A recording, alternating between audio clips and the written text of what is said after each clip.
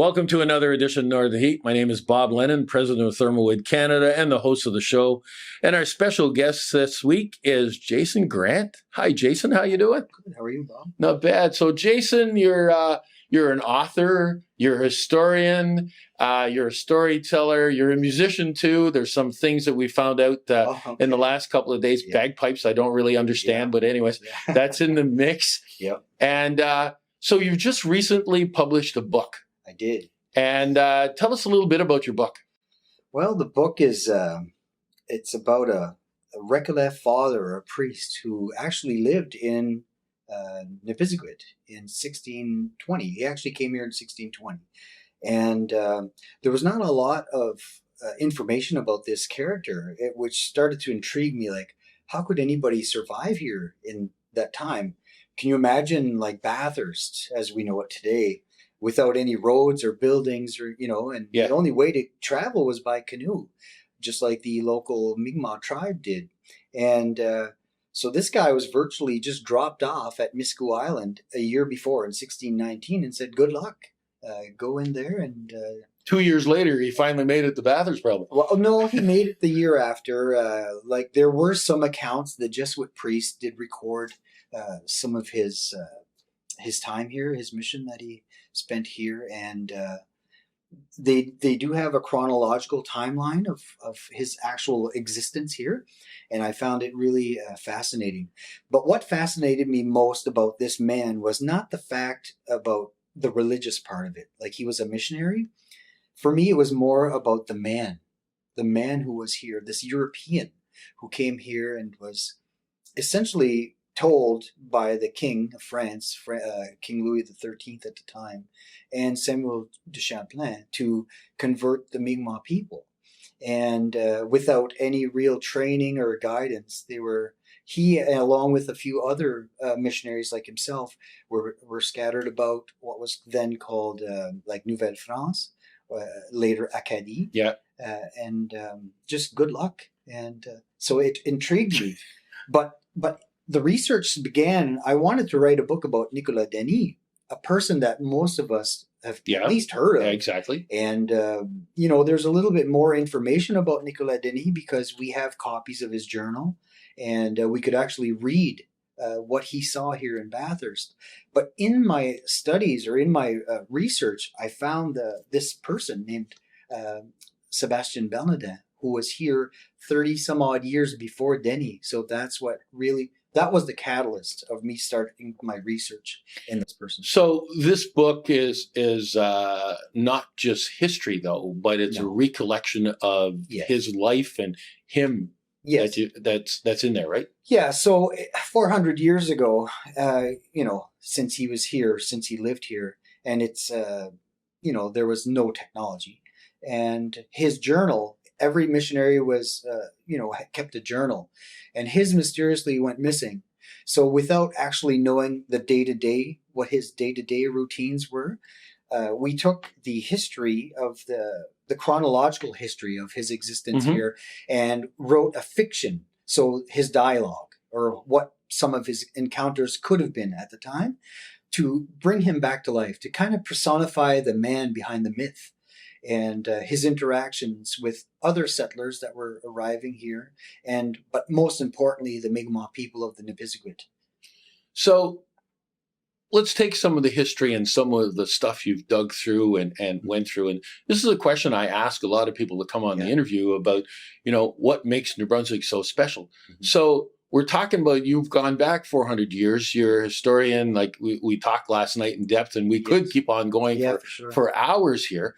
But what is it about the history behind it has kind of molded the New Brunswickers into who they are? Well, I think that's a really good question. That's a loaded question. Yeah. But in my opinion, and I might be a little bit biased, I think it was the relationship between the early settlers, the French settlers, and the Mi'kmaq people, and their alliance. They were they lived 150 years in peace, in harmony, before the Grand Dérangement. And, and then other things that happened that helped form New Brunswick. But I'm kind of getting off topic there a little bit. Yeah, but it's still all about, history, and it's all about building. And one of the things we kind of molded into and morphed into in our discussions before this interview was the stuff that New Brunswickers have been able to do. Oh yeah, it's incredible. Like while we spoke earlier about the innovations, like the inventions in the Maritimes, and the how savvy people were here, and historically how we survived. How did the Europeans come here from a moderately climate, like France and England, and then survive in this harsh wilderness and thrive? Like we're able to actually live and survive here. That's what astonishes me. Today, I think it's the multiculturalism, like in New Brunswick and all the Maritimes, but specifically Bathurst has really grown in the last 10 to 20 years as a multicultural, a hub. And, we have a lot of people locally to thank for that, who are introducing, other people, like our current mayor. She works extensively with the Multicultural Association, bringing in, a lot of different ethnic groups, which educates us and educates them, and we live in harmony, and it's a wonderful thing. Yeah, and you talk about Kim and the stuff she's done. I worked with her at the chamber when she was bringing a lot of people in, and again she really demonstrates the warmth of our area and wanting to work with people, and which you talk about in your book, and bring together. And she's, as far as I'm concerned, one of the best examples that you could have brought up on saying, doing her best, because she's very excited about bringing new people in and brings them around and takes care of them as if they're family. Yeah, and that's a really good point. I think New Brunswickers, but especially people in the Schiller region, in our region here, we're very family oriented and we're very close. And I think when people come, when people come from away and they come here, they feel welcomed. And, that's a great part of who we are historically as well as people. We've all lived together for very many, many years, the French, the English, the Scottish, the Irish, and we've become one. We've become a community. I'm a little bit biased though, because historically I favor the Mi'kmaq people for their diligence and their ability to adapt and survive, through a barrage of different people arriving here into their land and trying to work with those people in harmony.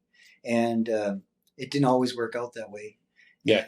And thankfully today, in our society today, we're a little more understanding, not like our ancestors who were just more take, from people, or divide and conquer. Anyways, but we still got to remember that history is history. History's history, and whatever it is, good or bad, it's molded us into who we are today. Absolutely, and it's history is important in so many other ways too. Like we shouldn't forget who we are or where we came from.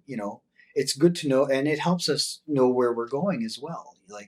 And if we've made mistakes in the past, it gives us an opportunity to not repeat those mistakes. I think that's why it's important to research things like Father Bernardin and Nicolas Denis and all these other earlier settlers that came here, and how they interacted with each other and with the First Nations people.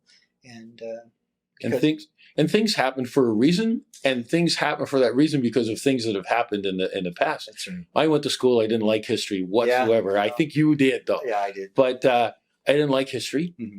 But as I've grown, I've realized that the impact that our knowledge of history is important, because then it helps us understand why things are the way they are. So absolutely, I really want to thank you for writing this book, for the history, the little bit of time that, we've known each other for quite a while. Mm-hmm. But, just sitting down and talking last night prior to this interview, your knowledge and history of all the stuff that makes us who we are was quite interesting. So thank you very much for sharing a lot of that thought process with me. So your book, how can people get it if they want to read it? Because you're at a certain stage now. You've got it published. You've got it in a cover, and that's an accomplishment. Yeah, it is. So right now, like we're just going through the final. This is a proof. The actual hard copy here is a proof that we received, and we just wanted to look at the technical issues of the book to make sure everything was aligning, and so everything was good. We started yesterday. I started in the last few days just. Promoting the book to see what kind of interest was out there. This book was not written for monetary gain. It was not written for me to get any kind of recognition. This was just to share this man's story. And I was kind of inspired by Ali McCarthy, who started, looking at Bathurst history, and he wrote a few books. And they're lying around, all these years later, and people go to them all the time. So I hope that it would raise an awareness maybe to our Bathurst history, the Nipisiguit, and a little bit of the native history that's in here as well.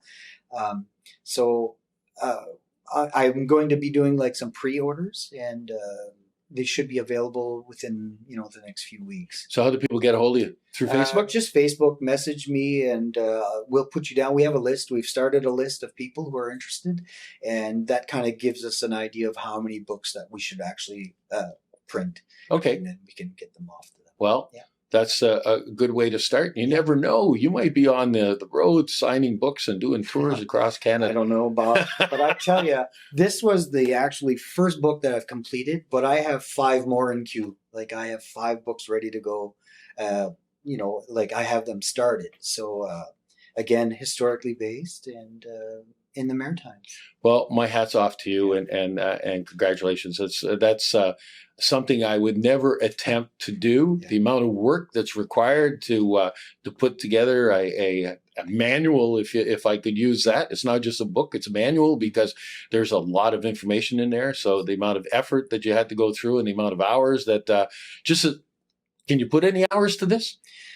Well, I actually started it before the pandemic. And so a little over 2 years. And the hours into it, the actual hours of writing is just phenomenal. But the research, there's probably equal amount of hours in the research, in the back study. Well, you'd have to. Yeah, just to try, just to get terms and stuff correct for that era, that time.